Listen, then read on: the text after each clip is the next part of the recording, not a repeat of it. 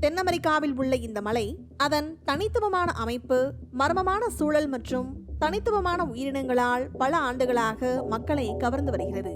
ரோரைமா மலை தென் அமெரிக்காவின் Venezuela, Brazil மற்றும் கயானா ஆகிய நாடுகளின் எல்லைப் பகுதியில் அமைந்துள்ளது. இது ஒரு டேபிள் டாப் மவுண்டைன் என்று அழைக்கப்படுகிறது. இந்த மலையின் உயரம் சுமார் 2810 மீட்டர். இதன் உச்சி சுமார் 31 சதுர கிலோமீட்டர் பரப்பளவை கொண்டுள்ளது. மேலும் இந்த ரோரைமா மலை பல மில்லியன் ஆண்டுகளுக்கு முன்பு, அதாவது ப்ரீ கேம்பிரியன் காலத்தில் உருவானது. இது டெக்டோனிக் தட்டுகள் நகர்வதால் உருவானது என்று கூறுகிறார்கள். இதை பற்றி சுருக்கமாக சொல்ல வேண்டும் என்றால், நாம் பார்க்கும் ஹாலிவுட் படங்களில் வரும் வேற்றுலக இடங்களைப் போலவே அச்சு அசலாக அப்படியே இருக்குமா. இதன் மேற்பரப்பில் அறிவியலால் கூட அறிய முடியாத மிகவும் சக்தி வாய்ந்த தாவரங்களும் விலங்கினங்களும் உள்ளதாக ஆய்வாளர்கள் கூறுகின்றார்கள்.